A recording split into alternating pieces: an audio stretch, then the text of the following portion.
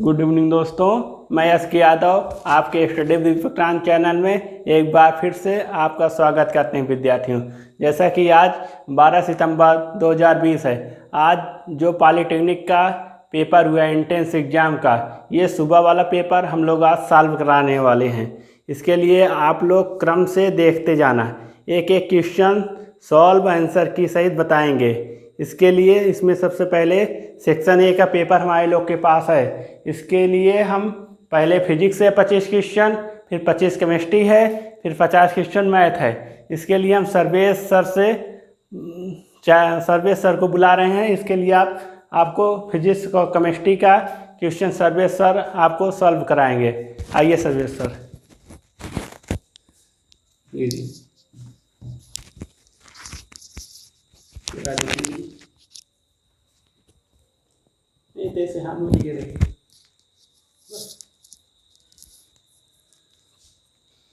Good evening everyone.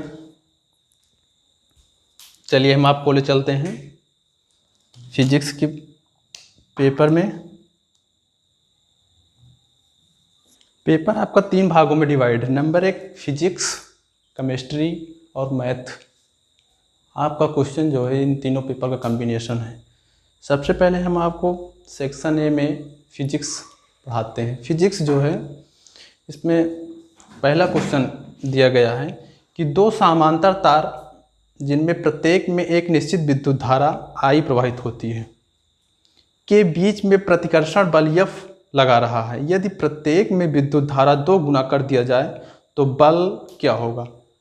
इसमें option 4F, 2F, 4/F and F 4 option दिए गए हैं। इनमें हम आपको बताते हैं कि इसका फार्मूला जो होता है, क्वेश्चन नंबर फर्स्ट का फार्मूला जो होता है, तो चल ही नहीं रहा यार। ले लीजिए सर इसको, ये लीजिए सर। इसका फार्मूला जो है F बराबर U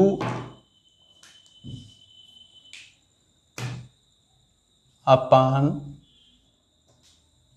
2 पाई L1 इंटू L2 अपान R, ये आपका फार्मूला होता है। इसमें कह रहा है कि I का मान 2 गुना कर दिया जाता है। विद्युत धारा जब 2 गुना कर दी जाएगी I की वैल्यू, देन फोर्स आपका जो है बल इस पे लगने वाला वो आपका 4F के बराबर होगा। तो आपके पहले क्वेश्चन का आंसर I बराबर अगर 2 रखेंगे हम इस पे, देन क्या हो जाएगा? F बराबर 4/2 पाई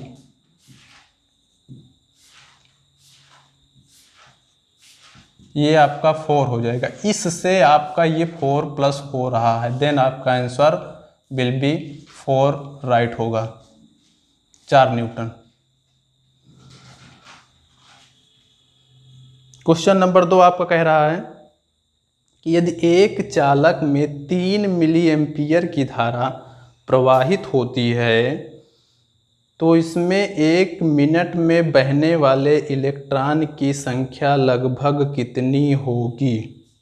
इलेक्ट्रॉन की संख्या, नंबर ऑफ इलेक्ट्रॉन पूछ रहा है। नंबर ऑफ इलेक्ट्रॉन में हम आपको बता रहे हैं कि इसमें आपका एम्पियर का मान 3 दिया हुआ है। क्वेश्चन नंबर 2 में I बराबर 3 दिया है।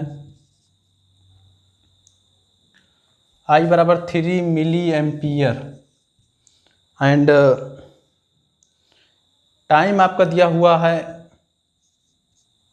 1 मिनट।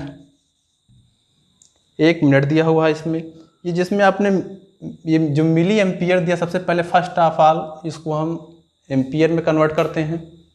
जब हम इसको एम्पियर में कन्वर्ट करेंगे तो इसमें 10 की पावर -3 से मल्टीप्लाई करेंगे तो ये हो जाएगा 3 × 10 की घात -3 मिली एम्पियर।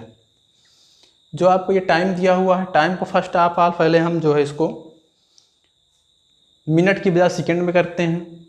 जब सेकंड में करेंगे तो इसको हो जाएगा 60 सेकंड। 60 सेकंड हो जाएगा। अब इसके बाद हमारा फार्मूला होता है I बराबर Q/T। चूंकि इसमें नंबर ऑफ इलेक्ट्रॉन पूछ रहा है इसलिए हम Q बराबर एन ई रखते हैं। इसमें फार्मूला होता है Q बराबर एन ई, तो ये हो जाएगा I बराबर एन ई अपान टी। अब यहाँ पे हम सबकी वैल्यू रखते चले जाएंगे। 3 गुणे 10 की 3 गुणे 10 की पावर -3 गुणे 60 अपान नंबर ऑफ इलेक्ट्रॉन 1.6 गुणे 10 की पावर -19। देन इसको सॉल्व करने पर 18/16 गुणे 10 की पावर -18। आपका ये जो है 18/16 गुणे 10 की घात 18 आ रहा है। अगर आप इसकी वैल्यू देखें, ये जो आपकी वैल्यू दिख रही है, ये वैल्यू आपकी दिए गए वैद्युत धारा की वैल्यू से काफ़ी कम जा रही है। ये लमसम 1 समथिंग जाएगी, 1 समथिंग करके कुछ आएगी 10 की पावर 18।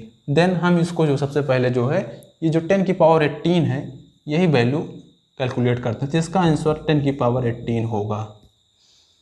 अब हम आपको अगले क्वेश्चन की ओर ले चलते हैं।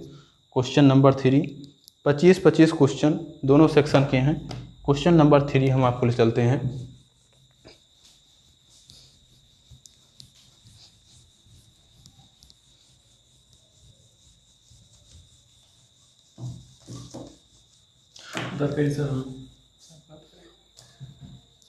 क्वेश्चन नंबर 3 दिया गया है। इसमें पेपर आपका सेक्शन ए है, कृपया ध्यान रखिएगा, नहीं तो पता चला कुछ लोगों को सेक्शन ए है, सेक्शन बी है, सेक्शन सी है, तो इसमें आपको कन्फ्यूजन हो जाएगी।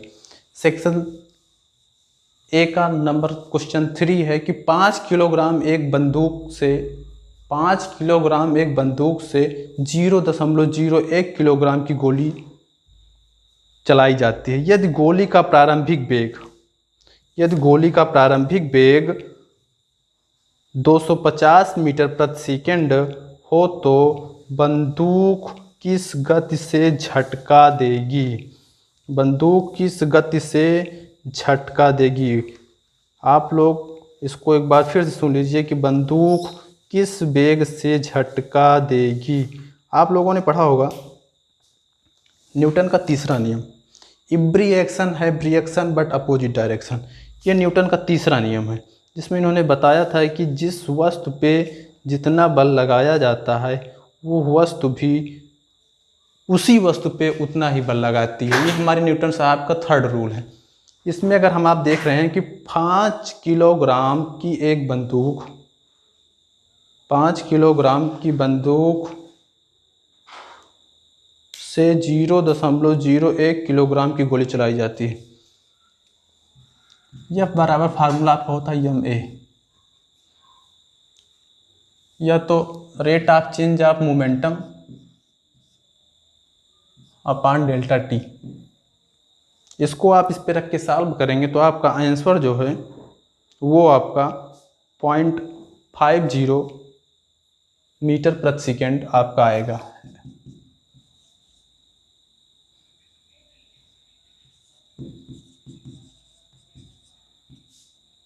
चूंकि आपका फोर्स जो लग रहा है वो निगेटिव डायरेक्शन में लग रहा है, इसलिए आपका फोर्स जो होगा वो माइनस होगा, इसलिए यहाँ पे माइनस लगा दिए हैं। अब आपका क्वेश्चन नंबर नेक्स्ट आता है।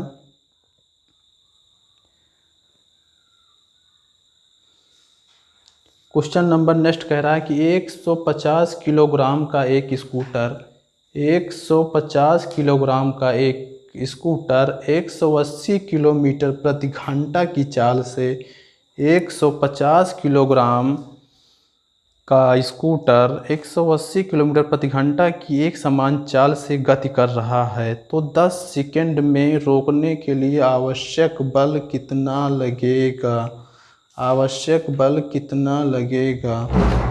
हाँ, आप सही समझ रहे हैं। एक बार फिर से क्वेश्चन सुन लीजिए, मिला लीजिए अपना कि आवश्यक बल कितना लगेगा। इसमें हम आपको बता रहे हैं क्वेश्चन नंबर आपका 4 है।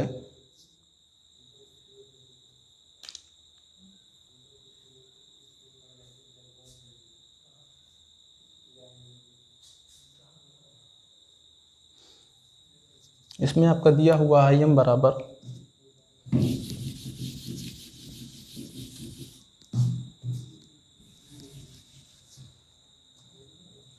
इसमें आपका दिया हुआ क्वेश्चन नंबर 4 में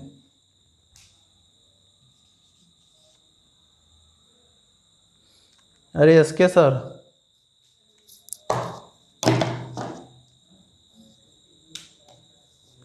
क्वेश्चन नंबर 4 दे रहा है। इसमें 150 किलोग्राम का एक स्कूटर, इसका मास जो दे रहा है m बराबर 150 किलोग्राम इसका वेट है। उसके बाद कह रहा है कि 108 किलोमीटर प्रति घंटा की चाल से 108 मतलब आपका बी जो दे रहा है वो 108 दे रहा है। बी आपका 108 किलोमीटर प्रति घंटा, ये आपका बी दे रहा है। उसके बाद कह रहा है कि आप स्कूटर को रोकने में कितना टाइम लगाएंगे।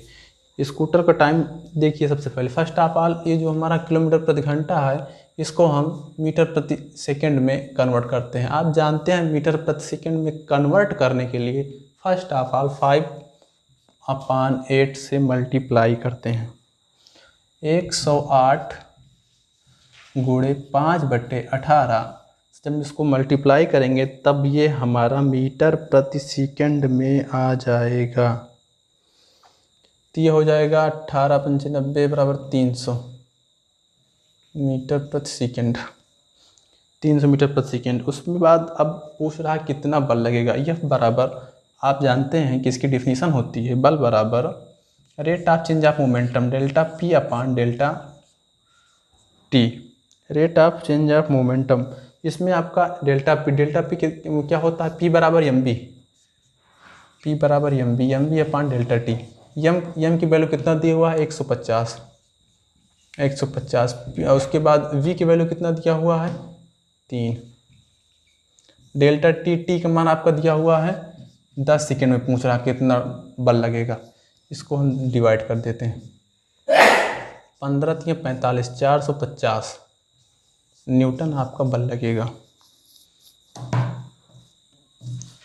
सर मार्कर में थोड़ा इंक डाल दीजिए, इसमें चल नहीं रहा है। उसके बाद ये आपका रहा क्वेश्चन नंबर 4, इसका आंसर आपका 450 न्यूटन होगा। उसके बाद हम आपको चलते हैं नेक्स्ट क्वेश्चन पे, जहाँ पे है 1 ओम प्रतिरोध के एक तार को इसी प्रकार खींचा जाता है कि उसका व्यास 0.25% परिवर्तित होता है, तो तार के प्रतिरोध में प्रतिशत परिवर्तन क्या होगा।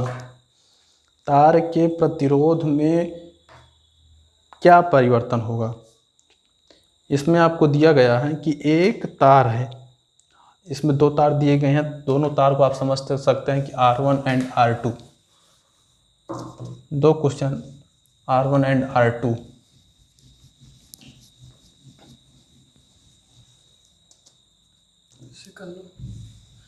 इसमें दो तार दिया हुआ है, तो एक को हम R1 मानते हैं, दूसरे को R2 मानते हैं। क्वेश्चन नंबर 5 है आपका। क्वेश्चन नंबर 5 है कि 1 ओम प्रतिरोध के एक को हम मानते हैं R1 और दूसरे को R2। R1 अपॉन R2 बराबर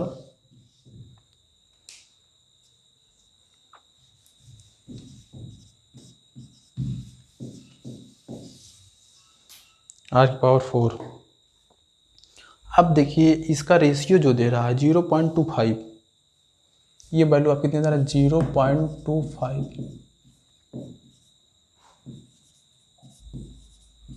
ये आपकी गिवन दैट क्वेश्चन।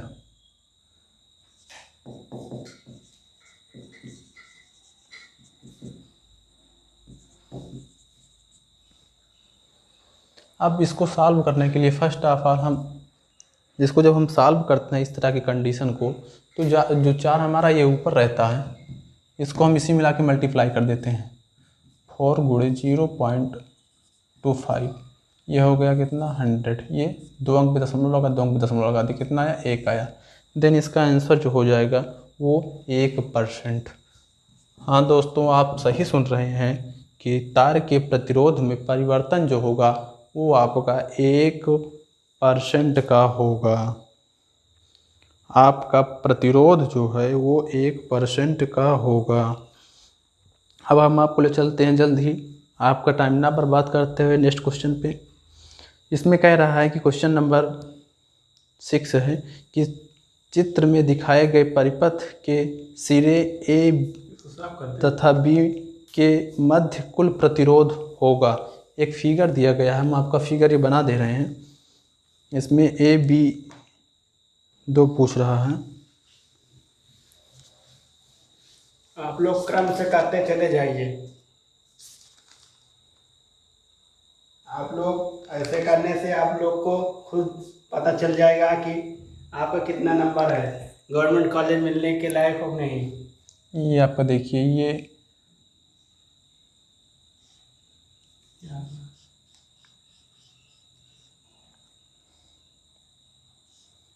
चले तो इससे साफ कर लेना, तो उससे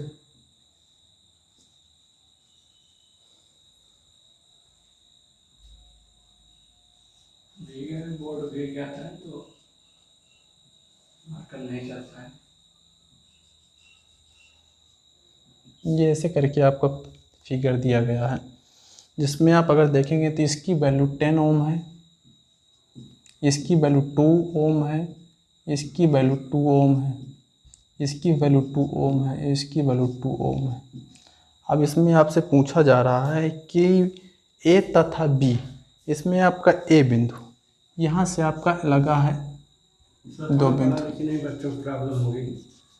ए बी 2 बिंदु, ये फिगर बना है आपके पेपर में, इसको आप देख सकते हैं। तो इसमें आप ये देखिए, ये 2 ऊपर श्रेणी क्रम समांतर क्रम आप पढ़े होंगे। समांतर क्रम में समांतर क्रम का सूत्र होता है, समांतर क्रम का सूत्र होता है R बराबर R1 प्लस R2, R बराबर R1 plus R2, R1 plus R2। अब इसमें आप देख लीजिए, ये एक आपका 2 दे रहा है, एक आपका 2 दे रहा है, ये 2 दे रहा है, ये दोनों आपके समांतर क्रम में जुड़े हुए हैं। तो ये R बराबर हो जाएगा 2 धन 2, ये R की वैल्यू कितनी आ गई 4, ये आपकी ऊपर R1 की वैल्यू 4, अब यही कंडीशन नीचे सेम R2 की वैल्यू, इसकी वैल्यू 4 आ गई। अब देखिए, अब इसकी दोनों की वैल्यू कितनी आ गई 4। अब ये देखिए आप, ये आपका श्रेणी क्रम में जुड़ा हुआ है। श्रेणी क्रम का फार्मूला होता है R बराबर 1/R प्लस 1/R। ये आपका श्रेणी क्रम का। समांतर क्रम का R बराबर R1 प्लस R2 एंड श्रेणी क्रम का R बराबर 1 प्लस R अपान 1/R प्लस 1/R। ये करके ऐसे फार्मूला होता है। इसमें 2 प्रतिरोध दे रहे हैं, एक ये आपका 4 आया, एक ये 4 आया, ये दोनों की वैल्यू रख दीजिए आप। इसको 1/4 प्लस 1/4 बराबर करके कितना होगा, सॉरी, ये आपका दोनों का बेस बराबर है, इसके आप बेस को एक ही रखेंगे, ऊपर ऊपर का जोड़ लेंगे। 2/4 ये आ गया 1/4। 1/4 कितना आया, ये आपका R बराबर 1/4, 1/R बराबर इतना, तो R बराबर कितना आया 4। ये आपका राइट आंसर होगा।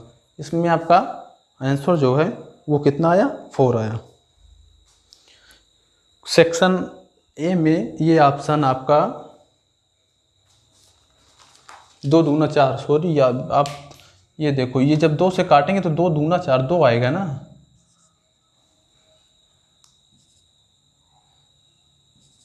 सेक्शन ए में जो है ये विकल्प सी ऑप्शन में दिया गया है, तो C option will be right. अब नेक्स्ट क्वेश्चन पे हम आपको ले चलते हैं, आपका टाइम ना बर्बाद करते हुए। क्वेश्चन नंबर ये आपका 6 था। Next question, question number 7।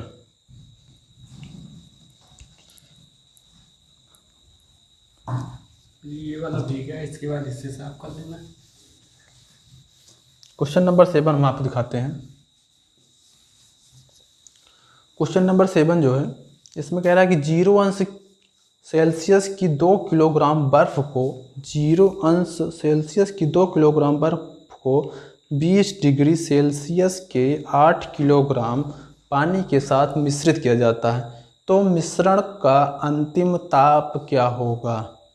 आप सुन रहे हैं कि बर्फ़ है उसको पानी के साथ मिश्रण किया जाता है।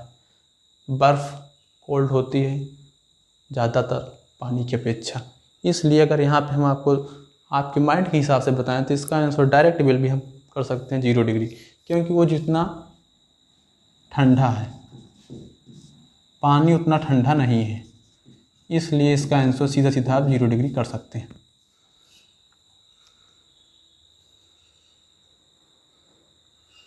अब हम आपको सीधा question number next main question number 8 पे ले चलते हैं। ये तो आपका रहा क्वेश्चन नंबर 7। अब क्वेश्चन नंबर 8 देखिए आप।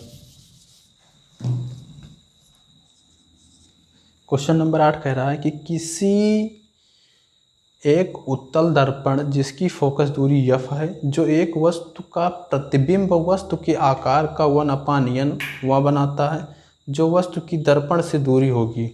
वस्तु से दर्पण की दूरी, आप सही सुन रहे हैं, एक बार से क्वेश्चन मैं फिर से रिपीट कर दे रहा हूँ। एक उत्तल दर्पण जिसकी फोकस दूरी f है, प्रतिबिंब वस्तु के आकार का 1/n, प्रतिबिंब जो है वस्तु के आकार का 1/n बनता है, तो वस्तु के दर्पण से दूरी क्या होगी। फोकस दूरी आपका, फोकस दूरी जो दिया हुआ है वो आपका f दिया हुआ है। फोकस दूरी जो आपका दिया हुआ है वो आपका f दिया हुआ है, एंड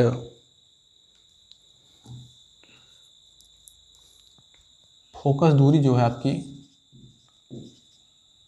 फोकस डिस्टेंस, ये आपका f दिया है। उसके बाद आपका प्रतिबिंब की लंबाई पूछ रहा है, आप इसका फार्मूला जानते हो, यह बराबर m u upon m minus 1, ये इसका फार्मूला होता है। यह बराबर m u upon m minus 1, जहाँ यम जो है ये प्रतिबिंब की लंबाई है, यम आपका प्रतिबिंब की लंबाई है, और यू जो है ये आपका इमेज की लंबाई है। ये आपका फार्मूला होता है, यह बराबर m u upon m minus 1 u. जो बी होता है, अब देखिए आपका क्वेश्चन में कह रहा है कि यम बराबर 1/n दिया गया है, यम बराबर आप 1/n रख दें, यू की वैल्यू ऐसे रख दें। उसके बाद यम कह रहा है, यम का मान आप कितना रख दें, 1/n रख दें, -1 रख दें। अब इसको आप सॉल्व कर लीजिए। जब इसको आप सॉल्व करेंगे 1/n you upon 1 minus n upon you upon n से n कैंसिल हो गया, ये कितना बचा आपका, यह बराबर u 1 माइनस n, ये आपका बचा। अब आप एक चीज़ ये भी देख सकते हैं कि हम इसको अब ट्रांसफ़र करेंगे, क्योंकि हमें इसमें आपसे u की वैल्यू पूछ रहा है। तो इस क्रॉस मल्टीप्लिकेशन जब हम यहाँ पे करेंगे तो यह आ जाएगा यह बराबर 1 माइनस n बराबर u, यह बराबर 1 माइनस n अपान u। एक चीज़ आप ये लोग ध्यान दीजिए कि n जो होता है, n की वैल्यू इतनी ज़्यादा होती है कि 1 में से वो घटाया नहीं जा सकता है। या आप ये भी कह सकते हैं कि u की वैल्यू जो होती है, इसको हम ऐसे लिख सकते हैं, ये वैल्यू छोटी नहीं हो सकती, इसलिए 1 माइनस n करेंगे, माइनस कॉमन ले लेंगे हम। u की वैल्यू माइनस होती है, इसलिए हम इसकी वैल्यू डायरेक्ट f, यही आपका हम राइट आंसर हो जाएगा। अब हम आपको नेक्स्ट क्वेश्चन पे ले सकते हैं, जहाँ पे, हाँ साफ कर दीजिए। एक नेक्स्ट क्वेश्चन पे ले रहे हैं, वहाँ पे आपको बता रहा है कि किसी क्षण एक कुंडली के साथ 8.0 × 10⁴ वेबर का चुंबकीय फ्लक्स संबद्ध है। 0.2 सेकेंड के पश्चात यह बदलकर 4.0 × 10⁴ वेबर हो जाता है। कुंडली में प्रेरित विद्युत वाहक बल का मान बताइए। कुंडली में प्रेरित विद्युत वाहक बल का मान बताइए, ये आपका क्वेश्चन कह रहा है। क्वेश्चन आप अपना सब लोग मिला लीजिए, क्वेश्चन किसका क्या कह रहा है। ये क्वेश्चन नंबर 9 था। क्वेश्चन नंबर 9 में दिया हुआ है कि एक आपका दिया हुआ है 8.0 गुणे 10⁻⁻4 और एक आपका दिया हुआ है 4.0 गुणे 10⁻⁻4। फर्स्ट ऑफ ऑल इसको हम सबसे पहले ऐड कर लेते हैं। ऐड क्या करेंगे, ऐड नहीं करना, इसको सबसे पहले हम एक दूसरे में से माइनस कर देते हैं। जब इसको हम माइनस करेंगे तो इसको आएगा 4 गुणे 10⁻⁻4। अब ये जो 4 हमारा आया 4 गुणे 10⁻⁻4, ये आपका मेरा मान आया डेल्टा साई का। एक साई का मान ये दिया था, एक साई का मान ये दिया था, इसको हम साई 1 इसको साई 2, डेल्टा साई का मान हम निकाल लिए 4 गुणे 10⁻⁻4। देन अब हम इसका सबसे पहले आपको फार्मूला बताते हैं। ई बराबर होता है डेल्टा साई अपान टी, शॉर्टकट फार्मूला बिल्कुल एकदम आपको, डेल्टा साई अपान डेल्टा टी, डेल्टा साई अपान डेल्टा टी। डेल्टा साई और डेल्टा टी की हम वैल्यू रख देते हैं। डेल्टा साई का मान कितना दिया हुआ है, कितना निकल के आया 4 गुणे 10⁻⁻4। आपके क्वेश्चन में जो है, आपके क्वेश्चन में टी का मान 0.2 दिया हुआ है, 0.2। इसको हम सॉल्व करेंगे तो 2 दूना 4,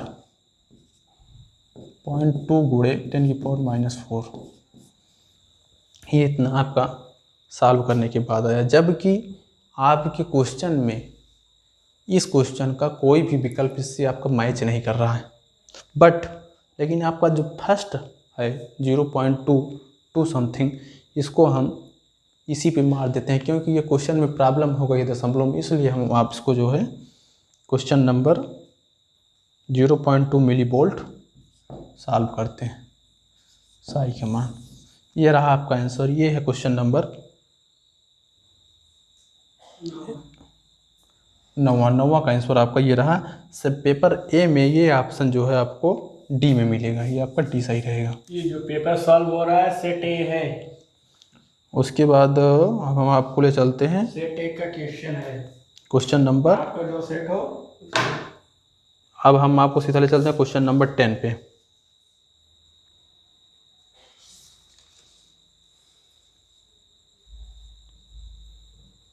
क्वेश्चन नंबर 10, क्वेश्चन नंबर 10 कह रहा है कि एक हवाई जहाज 400 मीटर उत्तर दिशा में, फिर 300 मीटर पश्चिम दिशा में तथा इसके बाद 1200 मीटर ऊर्ध्वाधर ऊपर की ओर चला जाता है। इसका प्रारंभिक बिंदु से विस्थापन कितना होगा? प्रारंभिक बिंदु से विस्थापन कितना होगा? एक बार हम आपको फिगर बना के इसका जो है हम आंसर आपको बता रहे हैं।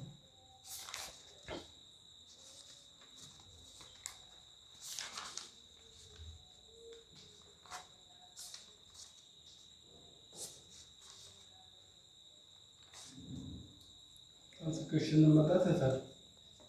क्वेश्चन नंबर 10 को सबसे पहले आप फिगर बना लीजिए, उसके बाद पाइथागोरस प्रमेय से इसको हम सॉल्व करा दे रहे हैं आपका। क्वेश्चन नंबर 10 था आपका, क्वेश्चन नंबर 10 था कि इसमें एक जहाज है। एक जहाज, आप सबसे पहले ये ध्यान दीजिएगा कि मानचित्र जो बनता है या मैप बनता है, इसमें सबसे पहले हम ऊपर वाली दिशा जो है वो उत्तर मानते हैं। ये कह रहा है कि एक हवाई जहाज 400 मीटर 400 मीटर उतर जाता है। ये आपका हवाई जहाज, फिगर देखिए आप, ये हवाई जहाज ये आपको कितना 400 मीटर उतरता है, ऊपर से 400 मीटर ये आपका उतरा।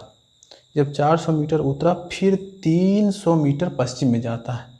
ये आपकी उत्तर दिशा हुई, ये आपकी दक्षिण दिशा हुई, ये आपकी पश्चिम दिशा हुई, ये आपकी पूरब दिशा हुई। तो इसमें ये जाता है, जब ये इधर आएगा कितना आएगा 300 मीटर। उसके बाद फिर कह रहा है कि ये जो है 1200 metre. Question number 34, question number 34 कह रहा है कि टेफ्लॉन एक बहुलक है। बहुलक मीन्स पॉलीमर। टेफ्लॉन जो पॉलीमर है उसमें आपका फर्स्ट ऑप्शन दिया गया हुआ है कि ऑल ऑफ एबव, ये सभी। सेकेंड कह रहा है CF2 मतलब ट्राईफ्लोरोइथिलीन। ऑप्शन देख लीजिए आप, कह रहा है पहला सभी कह रहा है, दूसरा कह रहा है बी वाला ऑप्शन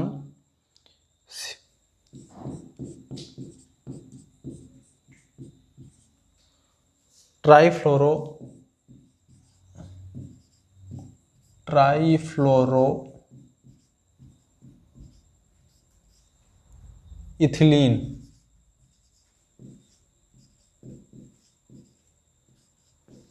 नंबर सी कह रहा है CH2 डबल बॉन्ड CH, इसमें क्लोरीन नीचे लगा हुआ है, ये आपका सी है, तीसरा ऑप्शन। डी कह रहा है CH2 डबल बॉन्ड CH2। ये आपके 3 ऑप्शन दिए गए थे इसमें, जबकि सही ऑप्शन आपका ऑप्शन नंबर 3 विनाइल क्लोराइड। ये आपका नंबर 3 ऑप्शन सही होगा।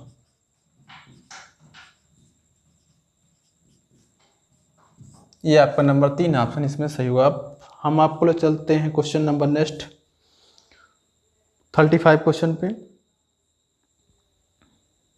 ये कह रहा है निम्नलिखित में से कौन सा एक रेडॉक्स अभिक्रिया का उदाहरण नहीं है।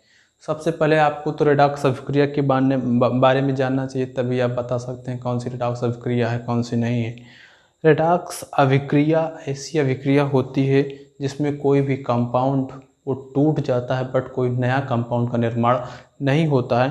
तो अगर आप फर्स्ट रिएक्शन में देखें तो CuO को हाइड्रोजन से जब रिएक्ट किया जाता है तो ये Cu प्लस H2O में डिवाइड हो जाता है, इसका मतलब ये रेडॉक्स अभिक्रिया का उदाहरण है। जबकि सेकेंड अभिक्रिया जो दी गई है ये बेरियम Be2O3 को कार्बन मोनोऑक्साइड के साथ जब रिएक्ट किया जाता है तब ये फेरस और कार्बन डाइऑक्साइड बनता है, इसका मतलब कि ये भी इसमें कोई नया यौगिक का निर्माण नहीं हो रहा है, इसलिए ये भी रेडॉक्स अभिक्रिया का उदाहरण है। आपके क्वेश्चन में पूछा जा रहा है कौन सा नहीं है। देन अब हम आते हैं क्वेश्चन नंबर 3 पे। सेक्शन सी कह रहा है कि बेरियम क्लोराइड को जब हाइड्रोजन सल्फ्यूरिक के साथ गर्म किया जाता है तब BaSO4, इसमें आप देखिए तो बेरियम सल्फेट का निर्माण हो रहा है, इसलिए क्वेश्चन जो आपका सेक्शन सी है बेरियम क्लोराइड को H2SO4 के साथ जब मेल्ट कर रहे हैं तब हमें बेरियम क्लोराइड को हम BaCl2 को H2SO4 के साथ जब हम रिएक्ट कर रहे हैं तब BaSO4 नामक कंपाउंड का निर्माण हो रहा है, BaSO4 नामक कंपाउंड का निर्माण हो रहा है, इसलिए हम कह सकते हैं कि ये रिएक्शन जो है ये आपका रेडॉक्स अभिक्रिया का एग्जाम्पल नहीं है।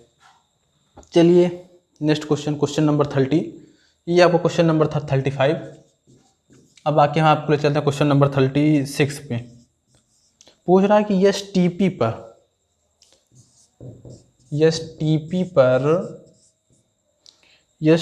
पर आपका 16 ग्राम ऑक्सीजन का आयतन, वॉल्यूम पूछ रहा है किसका, ऑक्सीजन का, और कितने ग्राम, 16 ग्राम दिया हुआ है। इसका हम आपको डायरेक्ट बताते हैं किसका फार्मूला। आपको सबसे पहले ऑक्सीजन का पूछ रहा है, ऑक्सीजन का एटॉमिक नंबर आपको पता है, 16 ग्राम वेट दे रहे हैं इसका फार्मूला होता है N mole is equal to N mole बराबर मास अपान मोलर मास।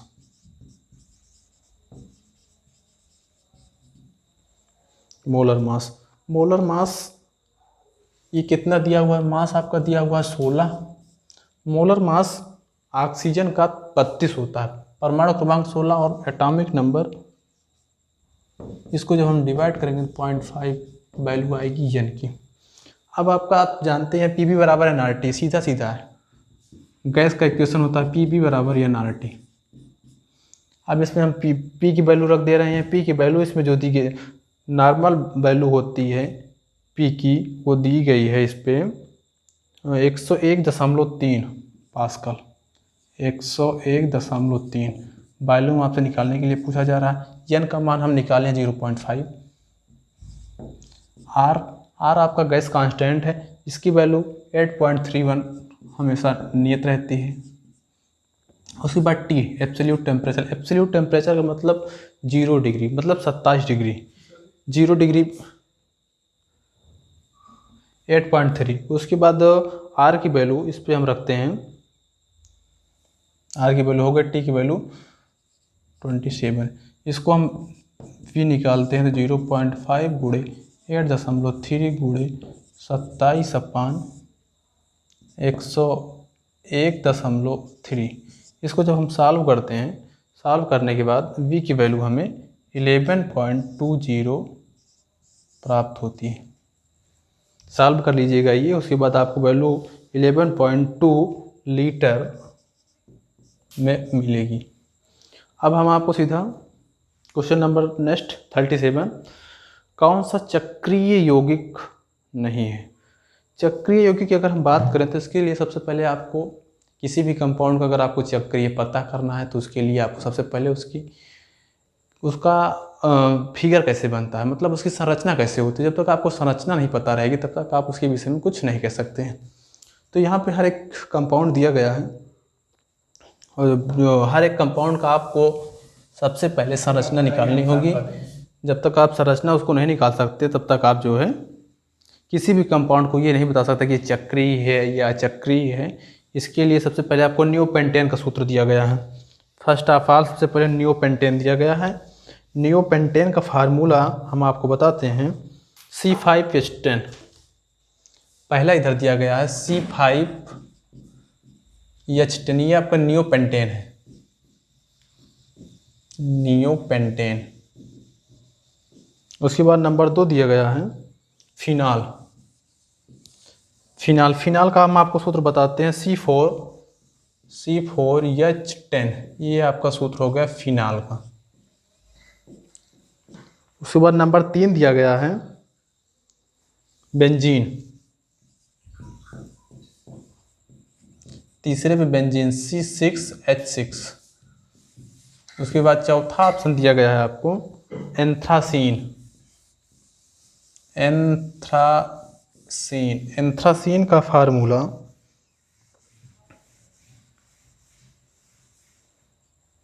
अब देखिए, सबसे पहले एंथ्रासीन हो गया। एंथ्रासीन का फार्मूला याद नहीं आ रहा है हमें। इसके लिए सबसे पहले चक्रीय यौगिक के लिए आप देख सकते हैं, चक्रीय यौगिक का मतलब हो गया कि आपकी संरचना ऐसे बनती है।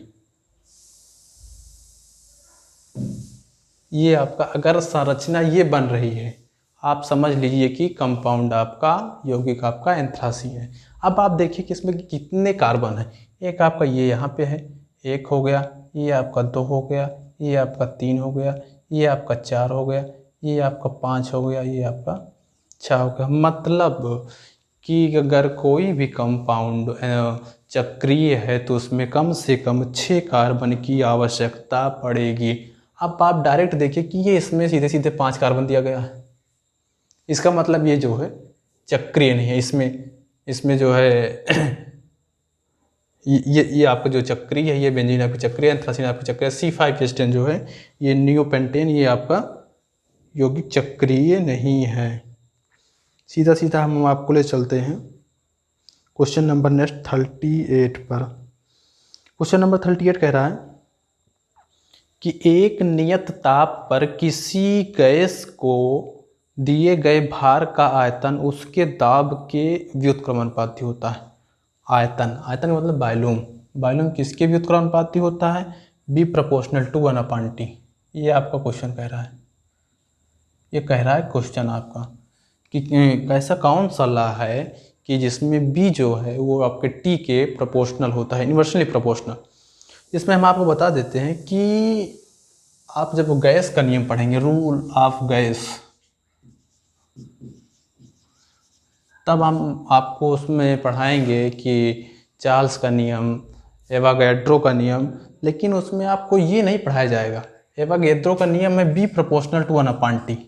इसमें कह रहा है B = 1/T, 1/T ना होकर के, जबकि B = only 1T है।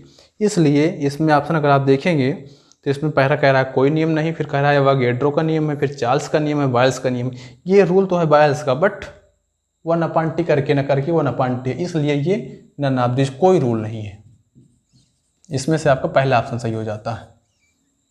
उसके बाद हम आपको ले चलते हैं कैंसर के उपचार में। क्वेश्चन नंबर 39 कह रहा है कि कैंसर के उपचार में प्रयुक्त समस्थानिक संभारिक जबकि बढ़ाएंगे तो उसमें हम आपको डायरेक्ट रूप से बताएंगे uranium 92 uranium 239 atomic number. Question number 40 है आपका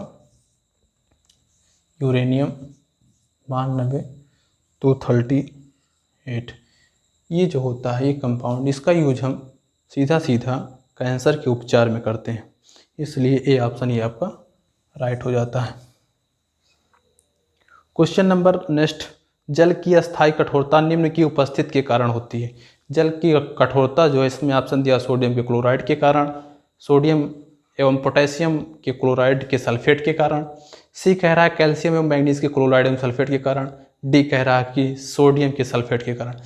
आप ये क्वेश्चन जानते हैं कि कैल्शियम और मैग्नीशियम के क्लोराइड के कारण जो है जल की कठोरता पाई जाती है। इसका मतलब 40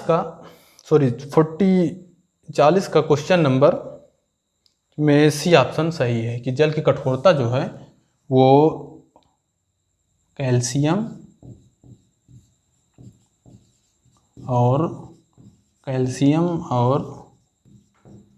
मैग्नीज, इसको Mg भी बोलते हैं, मैग्नीज के सल्फेट के कारण जो है होती है, सल्फेट के कारण।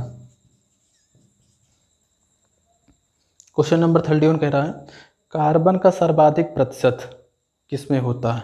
इसमें पीट कोल, ब्यूटमिनरा कोल, एंथ्रासाइड कोल, लिग्नाइट कोल। आपको हम बताते हैं क्वेश्चन नंबर 41, इधर देखिए। अब इसमें कह रहा है पहला पीट कोल में जो है कार्बन का परसेंटेज अगर देखा जाए तो सबसे, क्वेश्चन नंबर पीट कोल की बात कर रहे हैं हम आपको, 60%। ए ऑप्शन में आपको 60% है। बी ऑप्शन कह रहा है बिटुमिनस कोल, इसमें 80% है कार्बन। सी कह रहा है आपका जो है, सी कह रहा है कि टेट्राइथाइलेड में जो है 85 से 93% कार्बन पाया जाता है। लिग्नाइट कोल में जो है कार्बन 45 से 50%, 45 से 50%। हम आपका सब जितने भी ऑप्शन दिए थे सब में कार्बन परसेंट बता दिए। इसमें आपको सब डायरेक्ट दिख रहा होगा कि सबसे अधिक जो है 45 to 93 दिया हुआ है। 45 to 93 ऑप्शन जो है ये एंथ्रासाइड कोल का है, इसलिए आपका एंथ्रासाइड कोल का ऑप्शन सही हो जाता है।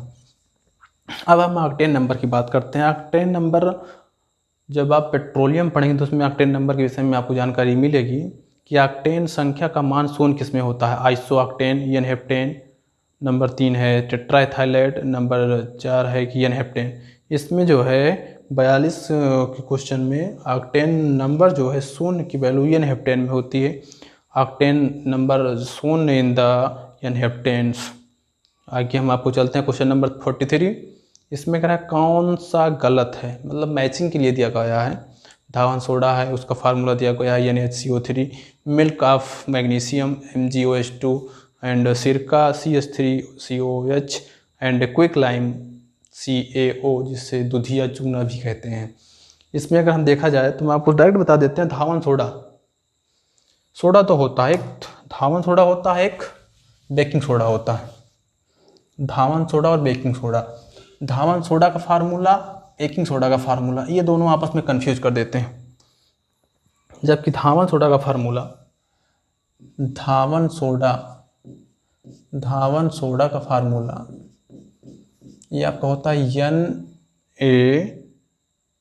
Na2CO3, ये आपका हो गया धावन सोडा। उसके बाद एक होता है आपका बेकिंग सोडा, जिसको खाने वाला सोडा भी कहते हैं, बेकिंग सोडा। इसका फार्मूला होता है Na। यहाँ पे जो आपको दो कंपाउंड दिख रहे हैं सोडियम के, यहाँ पे एक जो है वो रिमूव हो जाता है, तो ये Na की जगह H आ जाता है। ये आपका हो गया बेकिंग सोडा। यही आपका मिलान गलत है और सारे मिलान आपके सही हैं। Na2CO3 होना चाहिए था, वहाँ पे लिखा गया NaOH3, मतलब धावन सोडा की जगह बेकिंग सोडा का फार्मूला दे दिया गया है। इसका मतलब फर्स्ट ऑप्शन आपका जो है वो मैच नहीं है। उसके बाद आता है एप्सम लवण। क्वेश्चन नंबर 44 एप्सम लवण आता है। उसमें आपका दिया गया है कि निम्नलिखित में से कौन सा एप्सम लवण है, जिसमें पहला option MgSO4, second KCl MgCl2 × 6H2O, number 3 का Na3AlF3, डी कह रहा है CaSO4 इंटू 2H2O। अगर हम आपको इसमें बताएं तो MgSO4 जो है क्वेश्चन नंबर 44, एक सेकेंड, क्वेश्चन नंबर 44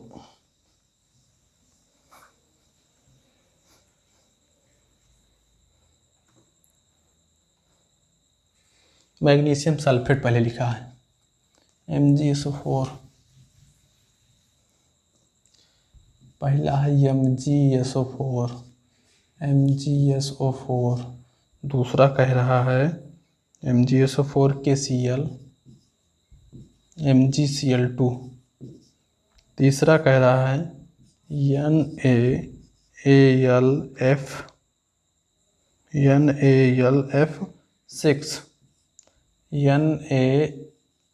NaLF6, चौथा कह रहा है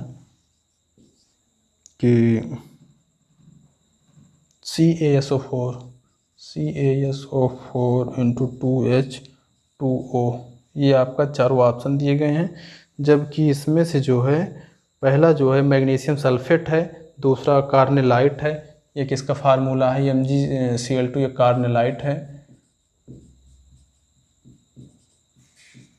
उसके बाद आपको दिखेगा क्रायोलाइट NaLF6, ये क्रायोलाइट का फार्मूला है।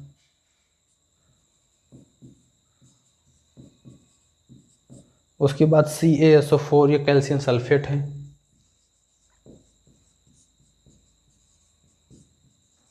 कैल्शियम सल्फेट, आप ऊपर वाला जान रहे हैं मैग्नीशियम सल्फेट है Mg, मैग्नीशियम सल्फेट है।